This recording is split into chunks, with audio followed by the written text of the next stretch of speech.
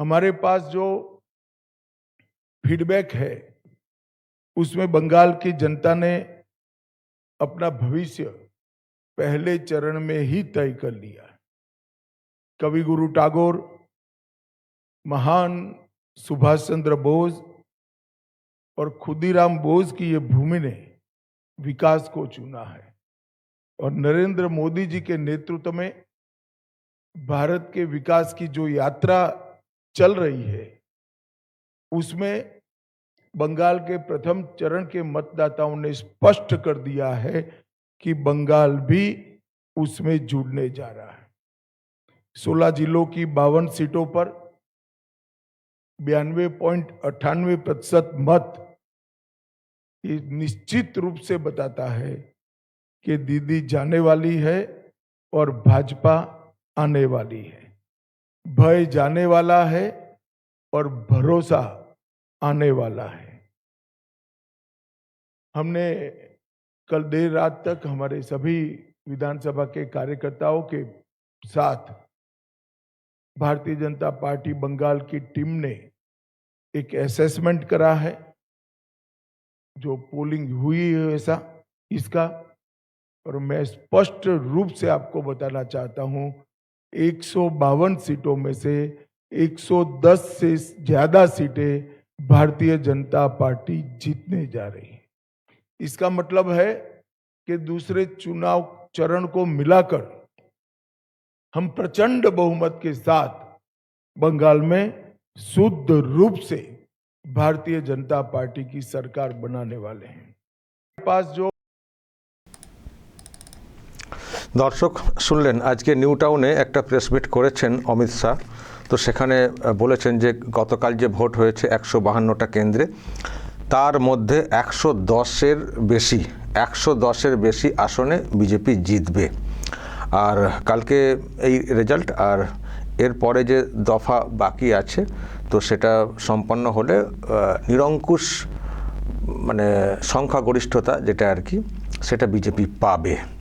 একটা বিরাট সংখ্যা নিয়ে বিজেপি এখানে সরকার গঠন করতে চলেছে, এটা মোটামুটি নিশ্চিত হয়ে গেছে। এটাই কিন্তু উনি বলার চেষ্টা করেছেন। প্রিয় দর্শক, আমি শফিকুল ইসলাম এবং আপনারা দেখছেন আরামবাগ টিভি। গতকাল শুভেন্দু অধিকারীর মন্তব্য এসেছিল, উনি 125 বলেছিলেন, আর অমিত শাহ উনি 110+ বলেছেন। কিন্তু শুভেন্দু অধিকারী 125, উনি আরও বেশি আত্মবিশ্বাসী।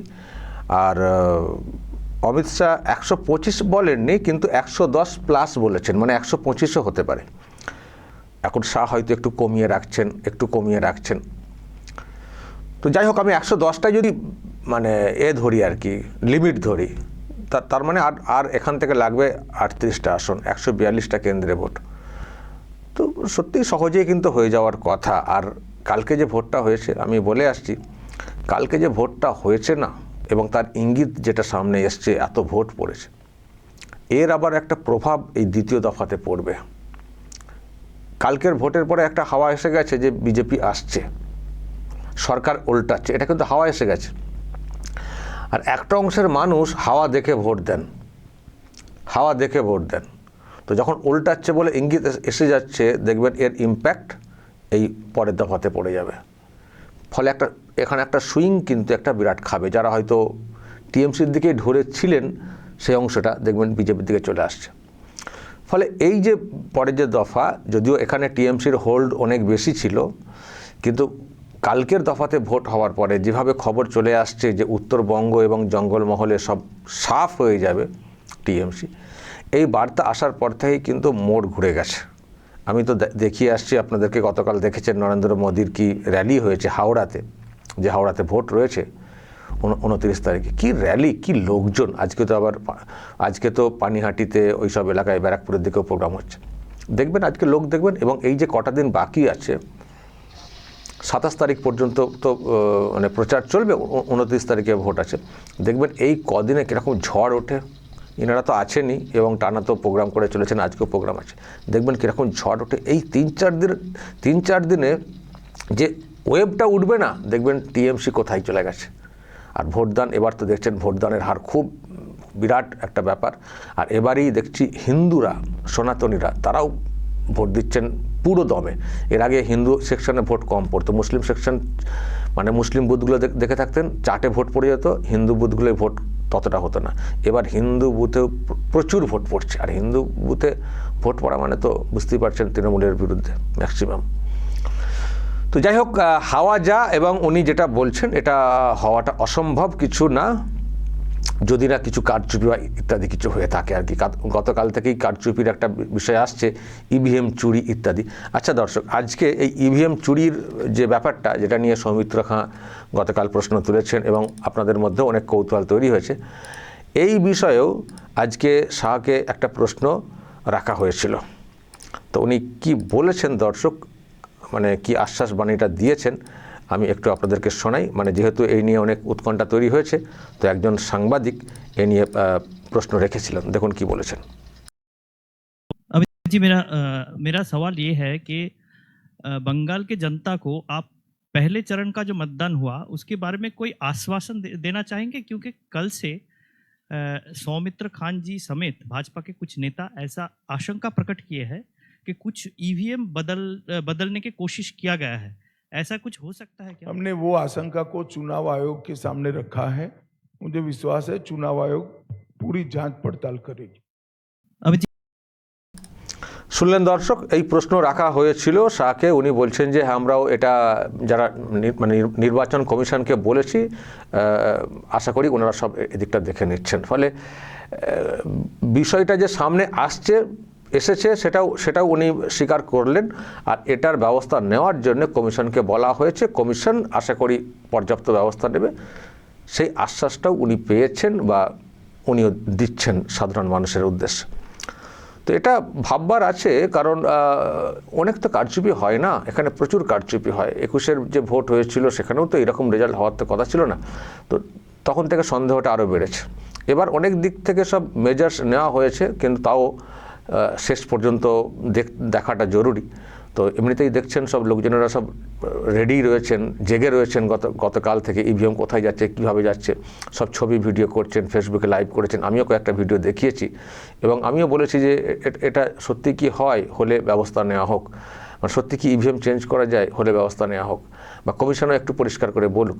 আমি জানি না কমিশন কি বলবে, আমি চেষ্টা করবো আজকে কমিশনের কাছে এ নিয়ে প্রশ্ন রাখতে। মানে আমি তো নেই, আমাদের যারা ওখানে আছেন রিপোর্টার, মানে অন্য হাউসের, কিন্তু আমার সঙ্গে যোগাযোগ আছে, তো তাদের মাধ্যমে আমি চেষ্টা করছি প্রশ্ন রাখার, যে এই ধরনের অভিযোগগুলো পেলে তারা কি করছেন।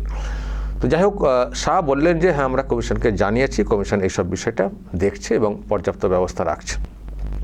তো আমরাও চাই যে ভোটটা পড়েছে গতকাল তারই যেন রেজাল্টটা হয়, যেন রেজাল্টে কোনো হেরফের না হয়ে যায়, এদিক ওদিক না হয়ে যায়।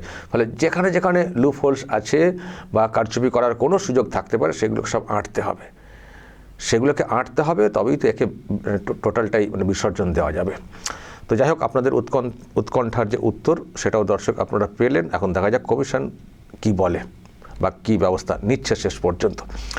দর্শক, আজকে আরেকটা প্রশ্ন রাখা হয়েছিল ওনার কাছে, যে প্রশ্নটা মানে অভিষেক ব্যানার্জি করে চলেছেন।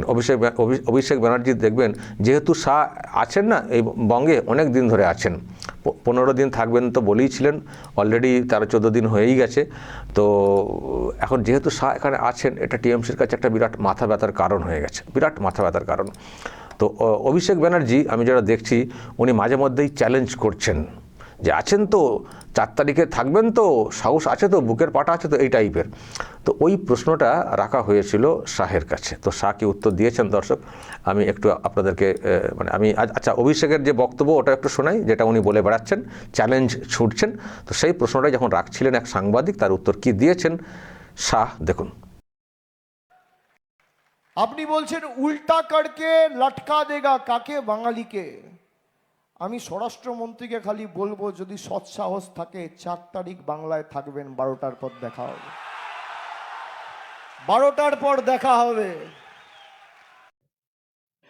You were in the state for last couple of days before the election. On that basis, अरे यार, कपल ऑफ डेज नहीं, 14वां दिन है आज। 14th day. भयानक तरीके से रिड्यूस करते हो यार। Trinamool has challenged you on that basis that 4th May on the date of result, you. बैठ जाओ, ये अभिषेक जी की भाषा है, मैं ना इसका जवाब दे सकता हूँ ना रिस्पॉन्ड कर सकता हूँ।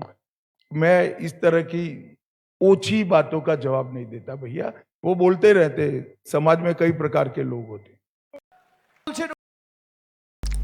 সমাজে অনেক ধরনের লোক আছেন, সব মানে কীভাবে ইগনোর করলেন নিশ্চয়ই বুঝতে পারছেন, কার্যত নাক ছিটকে দিয়েছেন।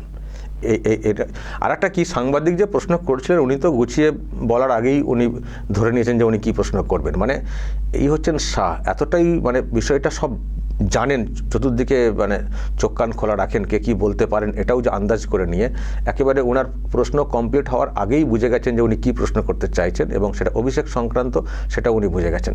তো বলেছে যে ও তো কত লোক আছেন এরকম কথা বলেন, সব প্রশ্নের উত্তর দিতে হবে, এই ধরনের কথার আমি কোনো প্রয়োজন মনে করি না, জাস্ট ইগনোর।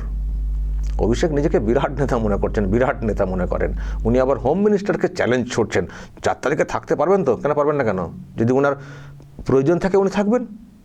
এখন প্রয়োজন আছে, প্রচারের প্রয়োজন আছে, সব কিছু দেখার প্রয়োজন আছে। এবং দেখেছেন দর্শক, উনি যেমন প্রচার করছেন তেমনি মানে সাংগঠনিক বৈঠক করছেন। গতকালকে একটা ছবি দেখছিলাম, সব এসছে। এখন আছে প্রয়োজন, আছেন।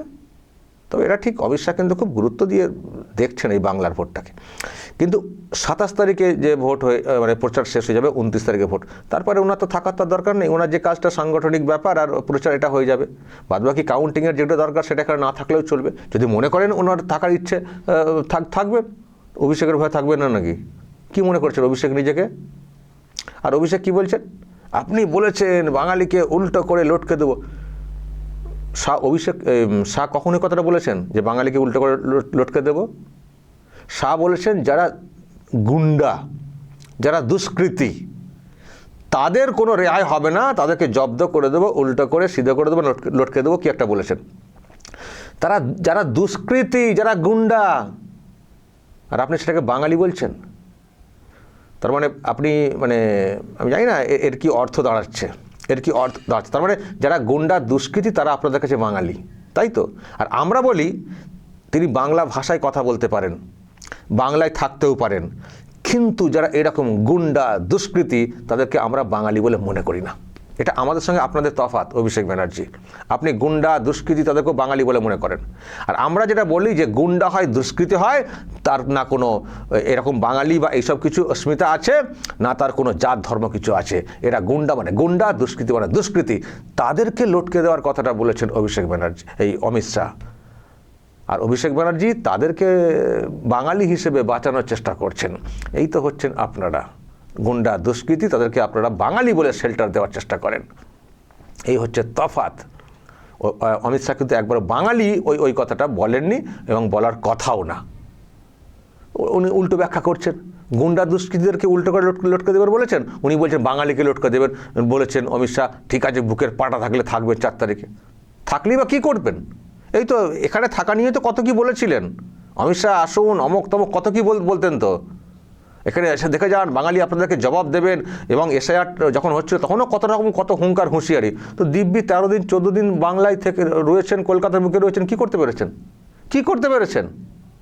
কত দম তো জানা আছে।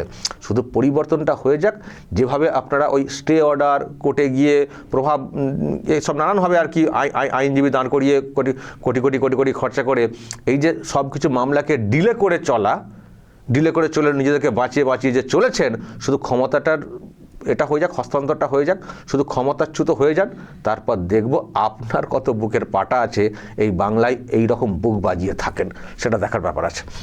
দর্শক বলবেন, যদি আপনাদের এই নিয়ে আরও কিছু বলার থাকে অবশ্যই বলবেন। অমিত শাহ যে আশা প্রকাশ করেছেন রেজাল্ট সম্পর্কে, সেসব নিয়েও আপনারা বলবেন, যা বলার বলবেন কমেন্ট বক্সে। নজর রাখবেন আরামবাগ টিভিতে।